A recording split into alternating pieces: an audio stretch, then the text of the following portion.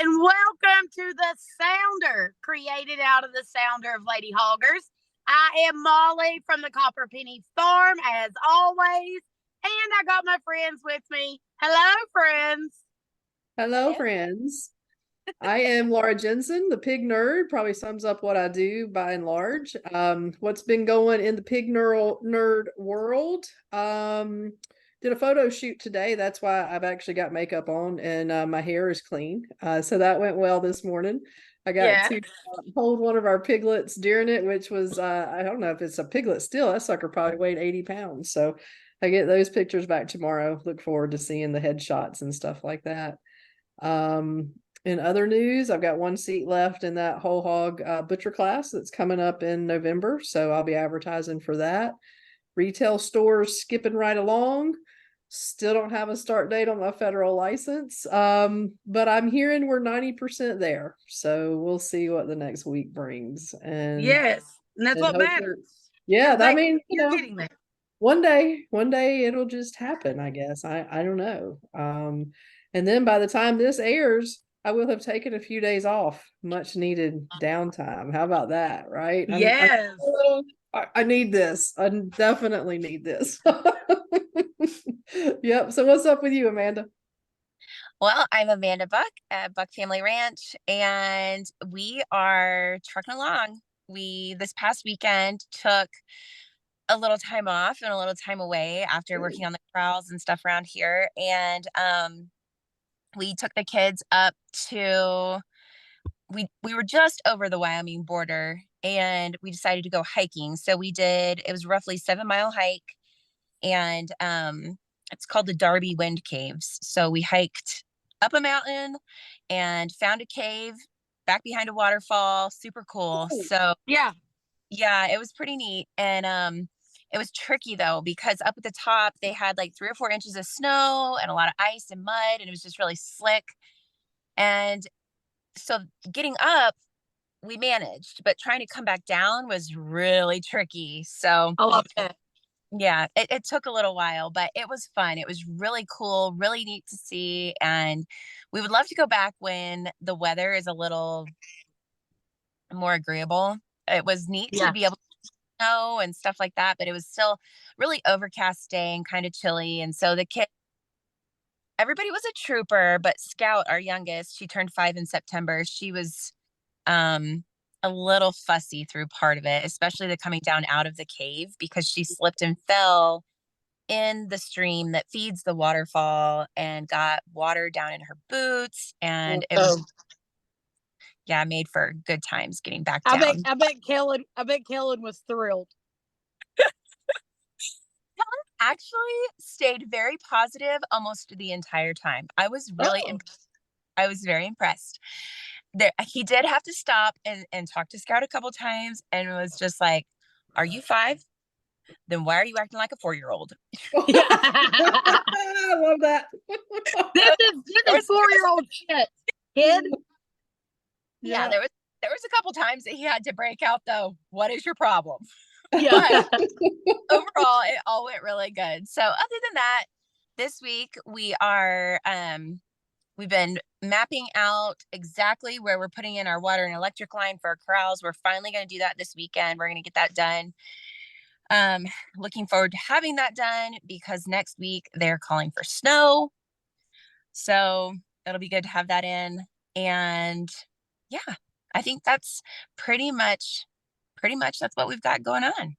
Yeah. So I got a little bit of just everything going on. I'm cleaning out my stuff. I'm doing my breeding pairings for my spring litters, and that's going okay. Although Hillbilly is trying to breed everybody, and it's just I'm like, no, Hillbill, no, sorry, friend.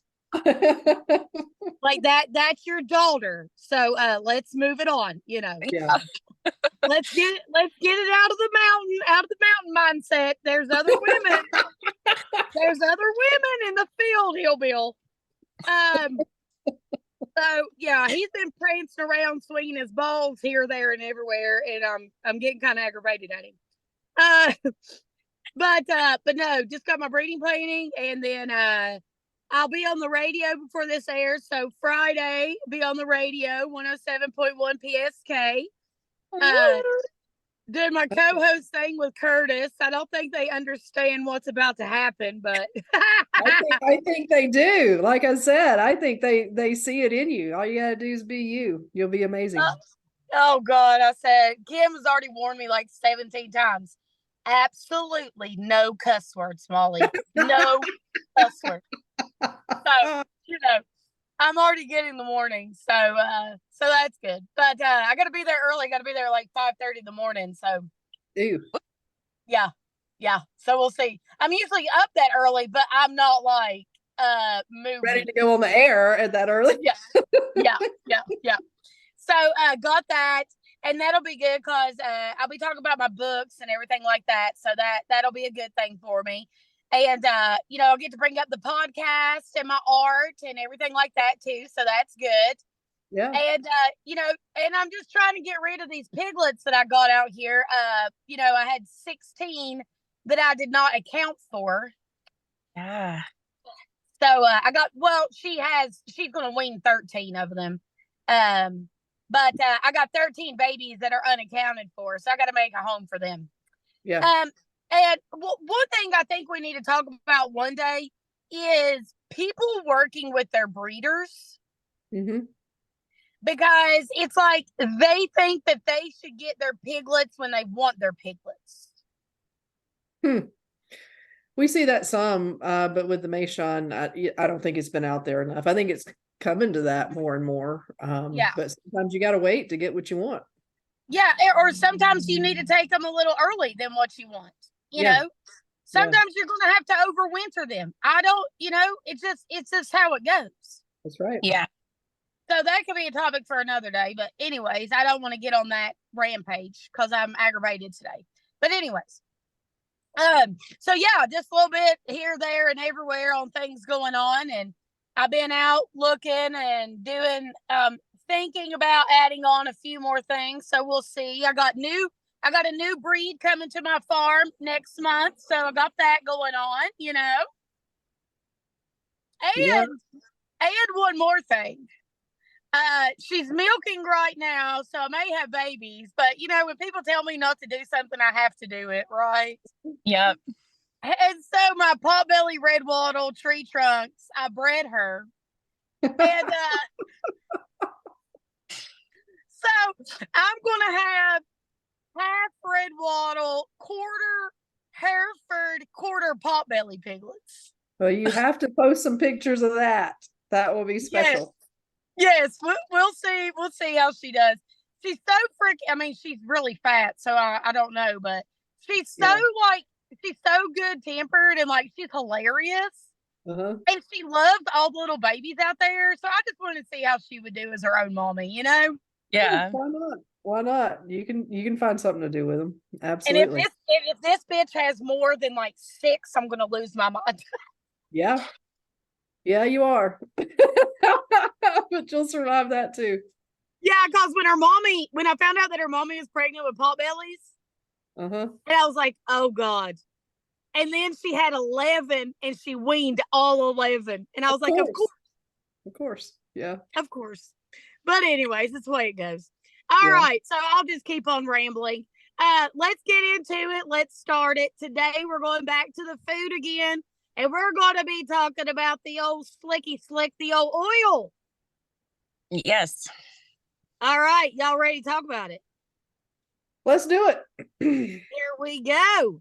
So we like to start off some things. We do have some articles, but what we're trying to talk about today is just bringing awareness to the actual oils that we are buying, that we're cooking with, that we're using raw, or that you just see on the shelves.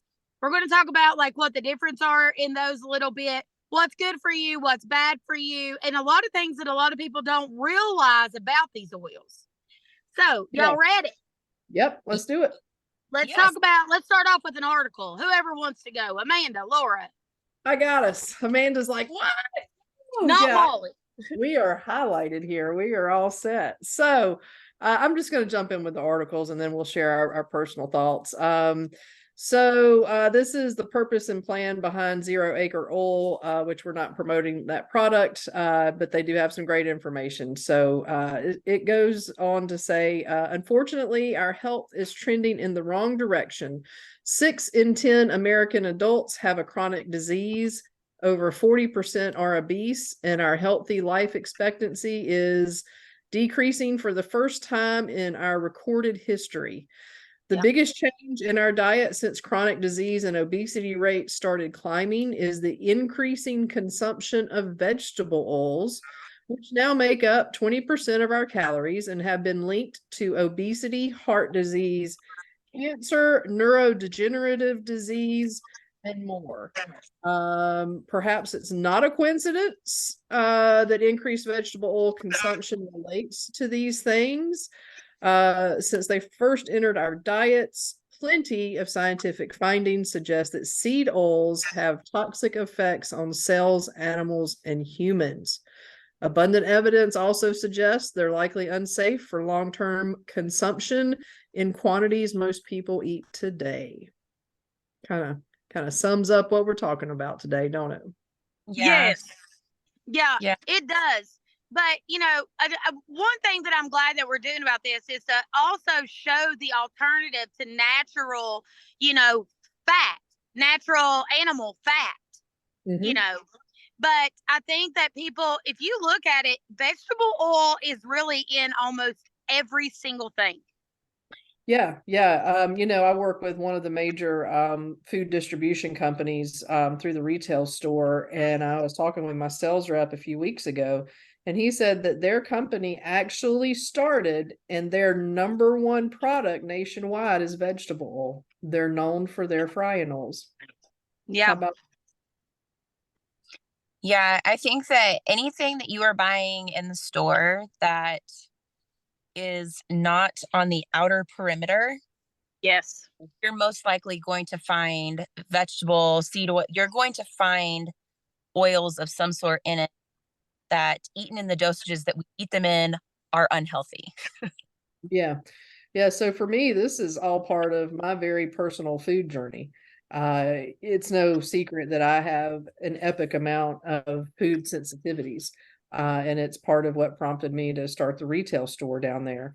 So as I cleaned up my diet and got things down to what I knew was a clean meat and a vegetable that I could eat and it would be okay, I would still have these moments where I would have an allergic reaction to what I ate. And for me, that was intense swelling, like my whole body would, swell up, joint pain, brain fog, just, like I just needed to lay down and rest. And as y'all know, I don't really get to do that a whole lot. So what we figured out it was the oils that I was consuming. So we started working with that, and I bought what I thought was a good olive oil. In fact, we had it imported from Italy. Turns out it was a blend, had the same issue. And then as my husband was doing more research one day, he ran across an article that these oils are what is causing potentially my issues. But what was really interesting to me is there's a correlation to obesity with it in America, that it's not high fructose corn syrup. Not that I'm saying that's good, but that really it's a vegetable and seed oil consumption rate that mimics the rise of obesity more so than any other product in the US. Well, you have to look at it though. We ingest so much fried food. I don't, but yes, Americans do. Yes. Americans, like, for example, when I moved into my home, right? Mm-hmm. I have 2 kitchens. My house is basically split. It's like 2 houses. Mm-hmm. So the upstairs kitchen had never been used. The stove wasn't even plugged up when they put it in the early 90s. Wow. Yeah, it still had the papers inside of it, and so did my dishwasher. Wow. But anyways, downstairs in that kitchen is where they did majority of their cooking. And there was like just caked on grease. I'm talking about, because I have open fillings, and so all my piping is running through, basically like industrial style or whatever. And there was grease caked on those pipes because they literally fried every single thing that they ate. Ew. Yes. And he also had 5 heart attacks. Well, and that's kind of what all this says. Heart disease is one of those things. And as far as is like you mentioned, what's healthy and what's not, some of it is, of course, the oil that you're using, but what is the smoke point, right? Because Yes. it's within that smoke, if you're already using something that's from a mechanized process and now you're inhaling the smoke from it, you're getting it twice. You're ingesting it and you're breathing it in. Yeah. Well, and let's add on a little more. If you're doing that all in a Teflon pan, you're also inhaling Teflon. Right? Yeah. So that too. Right. I don't know. I know I'm a little older than y'all, but I remember when those came out, and I remember having the pan that didn't have any more in it. And still using it. Yeah. Not knowing it's better. Yes. Yeah. So I think it is interesting too, just to point out the difference. One of the differences here, obviously, we're talking about health effects, but I want to point out something. If I'm eating something that is highly processed and contains a lot of these oils and things like that, I may eat it. And when I'm done eating it, I'm not satisfied. I'm not satiated. Mhm. If you put a big old ribeye in front of me, slathered in butter, I'm going to eat that thing, fat and all, and just be like, man, that Yeah. hit the spot. Yes. Yeah. So I see it too. The way I eat, if I cheat, I'm the same way. Yeah. It's I'm not satisfied. yeah. And so that's something else to point out, is that because of that, people are overeating and eating more and more and ingesting more and more of these things. And that's why we are eating them at such unhealthy levels. Yeah. And because it's not satisfying, just like artificial sweeteners and so many other things, when you're trying to mimic nature, it's not satisfying. Well, it's satisfying when it's on your palate.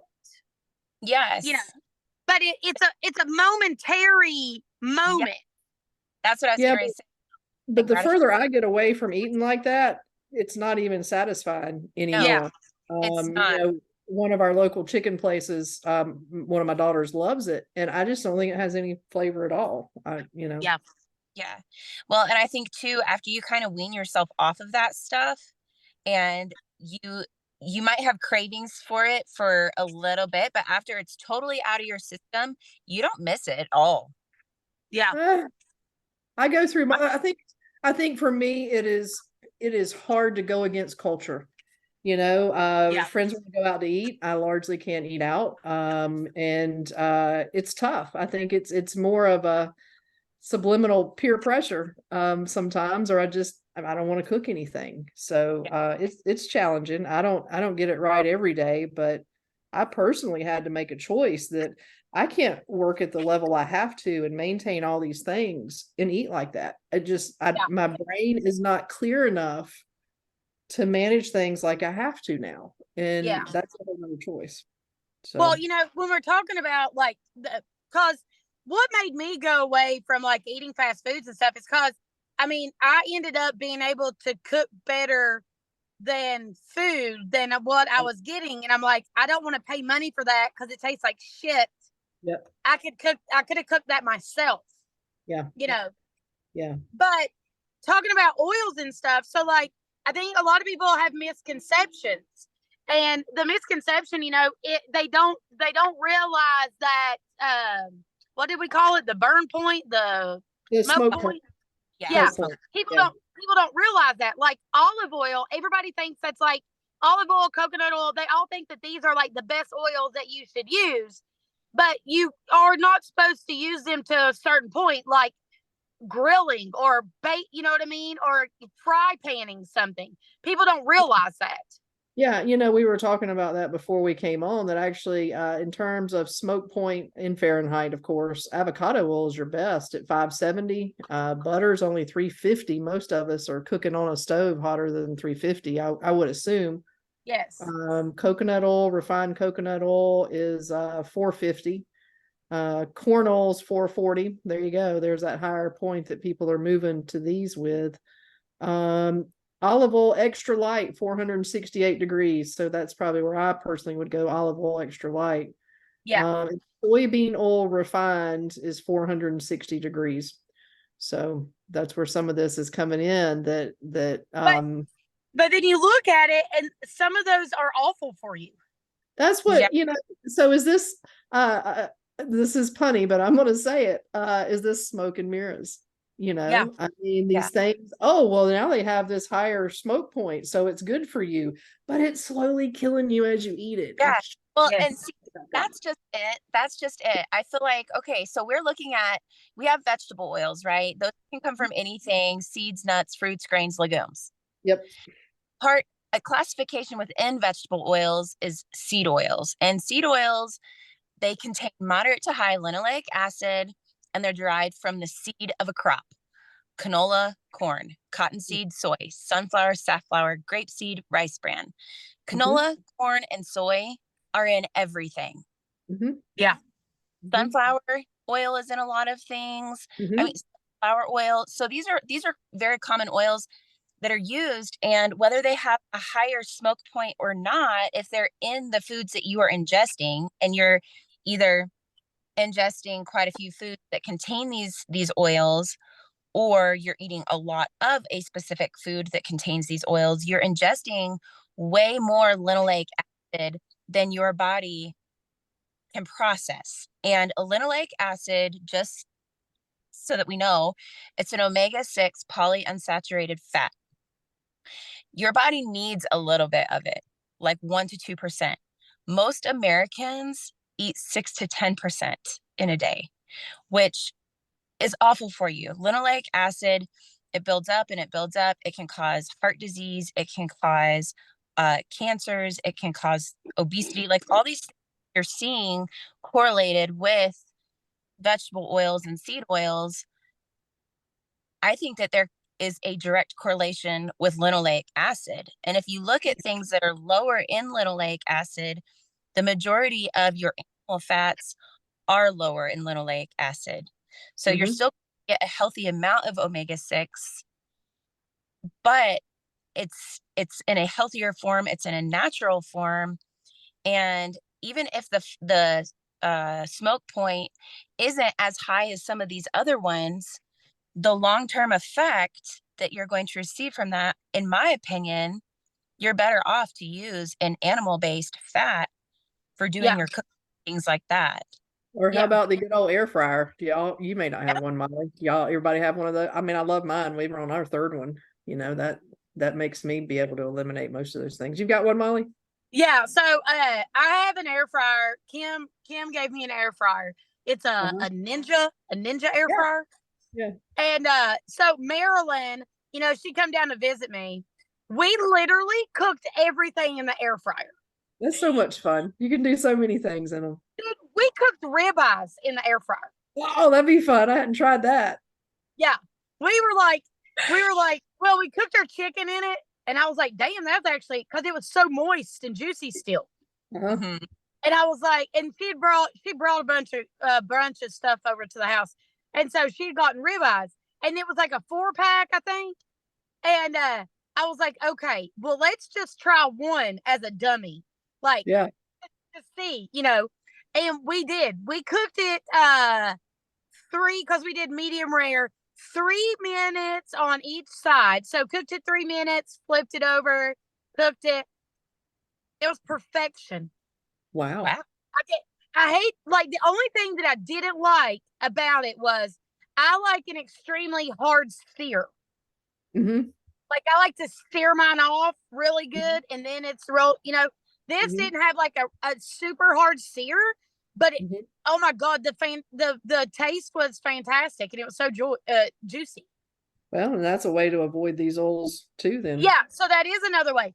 But then I'm like, are we that far away from a microwave? I mean, so we had one of the first air fryers, and Bill looked at it and he's like, this is nothing but like an eye on the stove. And literally some of the first ones it was the coal off a stove, and that's and that's why you had to flip it. So I mean, we haven't found that there's anything to them other than electric heat sources. What about you, Amanda? Have you seen anything different? I haven't, and I agree. We had an air fryer for a little bit when they first were big, and then I don't have one currently, but I'm looking at getting a I need to figure out something different for our camper oven because that thing makes me crazy. Is it a So, camper oven? Truly a camper style oven? Ew, yes. I'd be crazy. Yeah. Yes. So when I cook a meal for my family, I have to split it up into 3 different pans. Hmm. Yeah.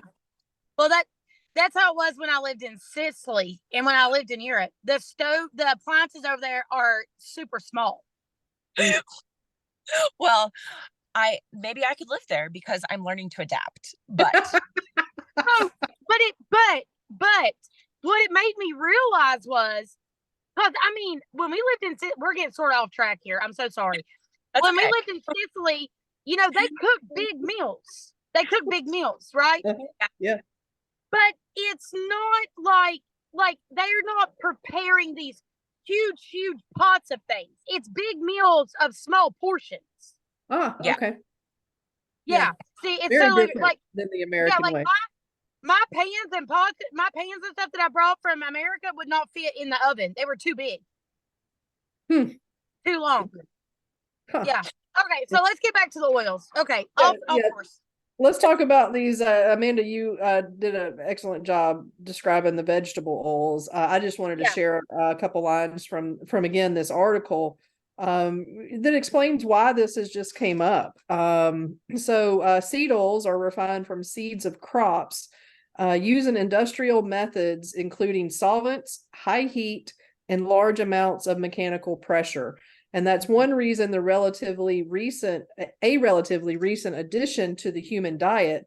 Before large-scale industrial manufacture and processing, it simply wasn't a viable option to produce many seed oils and add them to foods. So that goes to what you said exactly, Amanda, that, is if we were eating the traditional as God made things, it's okay. It's when man mechanizes the process and tries to improve on it. I don't know. There's a dollar in here somewhere, and I'm not anti that, but anyhow. Yeah.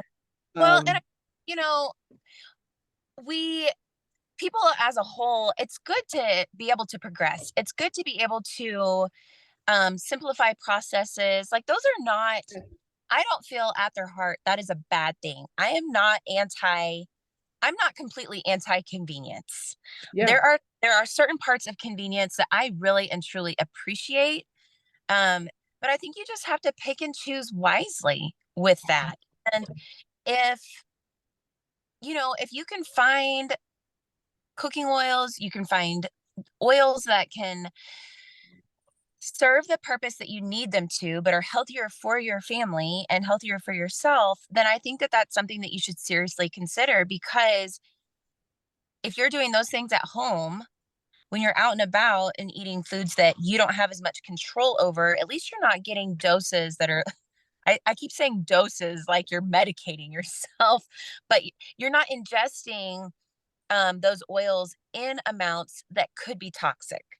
Mm-hmm. So, one thing I was reading in that article was talking about toxicity and how these foods themselves may not be considered toxic on their own, but in the amounts that we are ingesting them, they become toxic.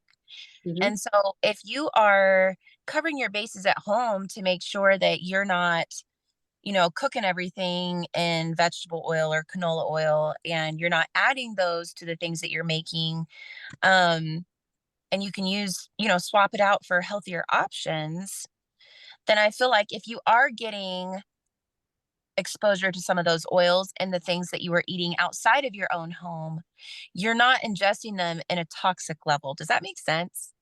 It does. That's how I have to live. We still like to go out with friends. We still like to travel here and there. Yep. Even like the guy pan thing, the overnight deal. I did take some food with me, but I find that if I can eat super clean for as many weeks as I can up to something, it's okay. I can cheat a little bit and it's fine. But if Yeah. I can't eat like that every day, I simply can't function. So yeah, I get that absolutely. Yeah. Well, like I brought up earlier, though, I mean, whatever. I look at it different, maybe, but I just find it odd that we can produce and have so many varieties and so much abundance of varieties of something, to me, it can't be wholeheartedly what it says it is, because how is there that much to produce out of that? You know what I mean? Like, there's 1,700 brands of vegetable oil and olive oil and great, you know what I mean? And is that really what I'm consuming? Like, there's enough to make all that? Well, we've been lied to before, haven't we, Molly? Yeah, like, it's so bizarre to me. It is interesting. I will give you that, because I know, like, in the same article that Laura has been referencing, it has a little chart there that talks about it takes 98 ears of corn to make 5 tablespoons of corn oil, or like a crazy amount of grapes, 2,800 sunflower seeds, all these. I think it was 2,800 sunflower seeds. I don't know the exact numbers, but it is a pretty large number of things to be able to make all these oil. Yeah. So with having that, that is an interesting point. It is an interesting point. I'm not going to say here or there, but it is interesting. Yeah. No, I find it bizarre, man. When I Yeah. started really thinking about it, because I've started using lard for most of my stuff. Mm-hmm. Yeah. Because I know what that is. I raised that. You know That's what I mean? right. It comes straight off the animal. Yep. Yeah. And it don't have BPA in it like whatever that stuff is at the store. But that was one of the first things that I discovered on my journey to understanding my own food and how to eat well. And I'm a kid that was raised on Crisco. I was a baker for a while, and that was my go-to. And to realize that the cottonseed oil, I think, that Crisco is essentially, it's not meant for humans to consume, and it was a byproduct of another industry. And there's also some reports that say that there wasn't heart disease until its invention, until its application into the American diet, which was largely a smear campaign against lard. So I have heard my whole life, you know what? My granddaddy ate eggs and grits and biscuits, and he was just fine. What is it about today? Well, how about that? So it's going to change. We literally have changed everything. Yeah. Yeah. Yeah. And I don't think it was we. I think it was some people. And I think that we as consumers are busy people, like we've talked about before. And I think it happened under our feet, and we didn't even know it was happening. Well, Yeah. it also goes to us chasing convenience and trend. Absolutely. Yeah. Yeah. Like Crisco. I mean, you look at any of the older cookbooks, right? Mhm. Crisco is used in everything. They came out with their own cookbooks as part of their marketing campaign to help promote it. Yeah, like I make majority my own bread, and I use one recipe really for almost everything.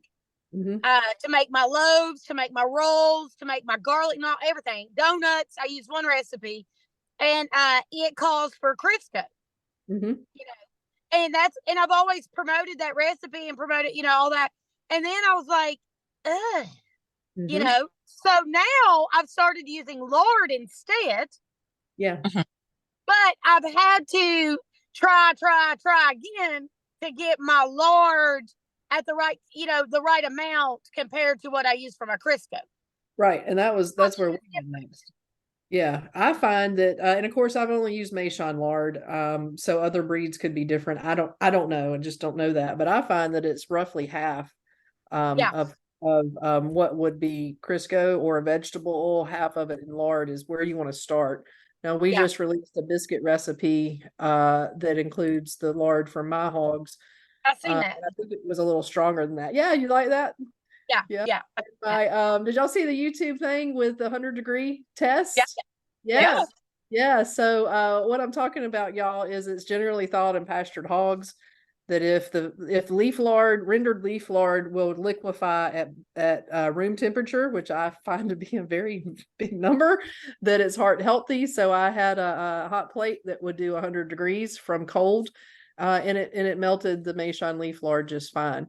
So that's how I started. It is hard, like you're saying, Molly, we've ingrained these products into our life every day, and it's hard to just flip the switch and move from one to the other.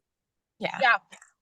Yeah, it truly is. But if you know, not trying to push people towards one way or the other, but if you would try a all natural, a lard, not your store bought lard. No, find a farmer. Yeah, that's a whole that's different lard. It's got other chemicals in it, right? I mean, Yes. yeah, shelf But stabilizer. a lot of people don't look, just like they don't look at labels of things, they don't look at that. They see lard and they think that is lard. No, it's not. You know. And so in the background, I've been doing a lot of different things with my lards. I'm coming up with new projects and stuff. Good. And you can see, there's a whole difference to the food that I consume now that I'm making with my lard.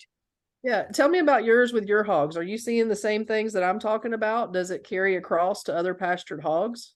Yes. Wonderful. Yes, it That's does. fantastic. So, and that's the reason that I'm adding, you know, the new breed to my farm, because of their lard. Because we are like, are you crazy? And you're like, yeah, I am. Yeah. That's really why you're at it. I'm trying to get to the most natural product that I can get to, the closest to nature that I can get to. And, you know, and it starts with the meat, obviously, but I'm trying to work my land and everything. And I'm pushing my hogs to work on my land. That way they're absorbing more of nature, vitamin D, everything.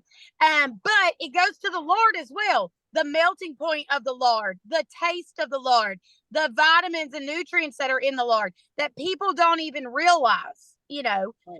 Right. And it is a totally different. So I would, you know, try to reinforce to people that maybe try to get to know your farmer and get you some all natural fat, some all natural lard, and compare it to your vegetable oils and your Crisco's and your, you know, and compare that. Yeah.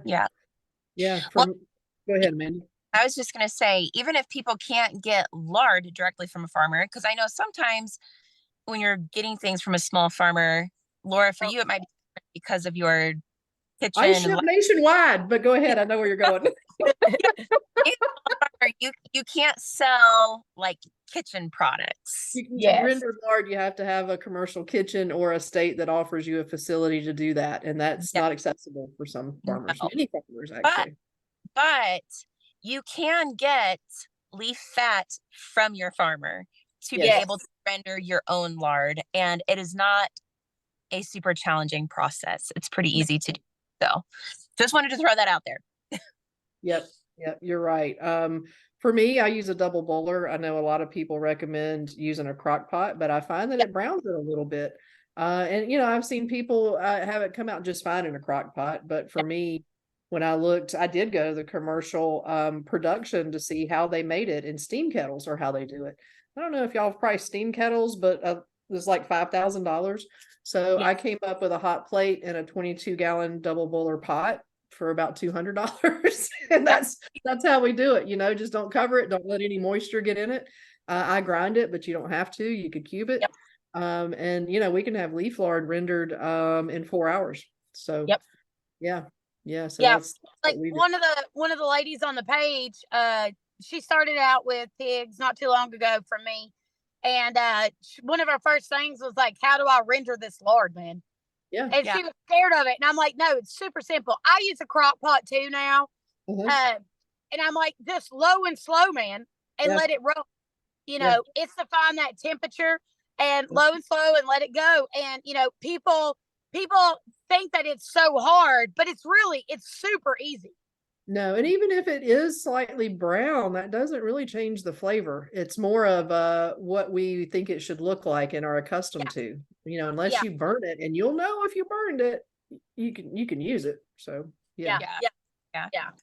I'm doing the same thing with the tallow products I'm working on making. So whether you are doing this with pork fat, or you can also do this with leaf fat from cattle or sheep and make a tallow product. That's the difference. I feel like lard and tallow are two words going around right now. And just for people who don't know what the difference is, lard comes from pig fat tallow comes from suet or like beef fat or lamb fat, that is considered a tallow. It's been rendered. They're rendered fats. That makes tallow.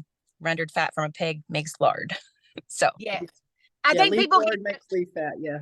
Yeah. Yeah. And then Yeah. and suet, people tallow. don't understand. Yeah.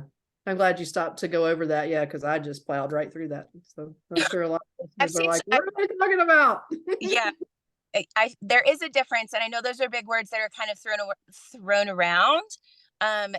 And yeah, I have noticed in some of the Facebook groups that I'm a part of, people will kind of use those words interchangeably when it's like they're actually two totally different things. So They are. Yeah. clear. And in our case, I'm actually working on a candle line myself, and I am not going to use Maison leaf lard in it because of that body temperature thing. I can't see that going well or smelling well 6 months down the road. But I am looking at maybe using tallow, rendering some beef fat, and maybe incorporating that down the road. Yeah. Yeah. To make a candle, because that tallow I've always seen is super hard, like a soap kind of thing. Yeah. Yeah. The tallow, it definitely does. It hardens like a soap. I, for what I'm doing, I'll be adding some oils that are liquid at room temp, and that will help make it a little creamier. And then I'm also going to whip it, and that will also make it creamier. But yes, tallow itself is very hard. I know I feel like we're going down a major tangent, but we're actually getting ready to do some candles, possibly also rendering beeswax from one of our local honey farms and taking the caps off of the honeycombs and rendering those to be able to make beeswax candles. So I, I love that we're all like kind of doing our own little side projects, and we're just like, I don't know. It's like it's all coming from the land. It's coming from what's there, readily available. And I think at the end of the day, that's why all of us and all of our listeners are literally like, WTF. Yeah. We think of ourselves as kind of a natural being, want to live in a natural way, and just trying to eat has become a war zone, it seems. Yeah. Yeah.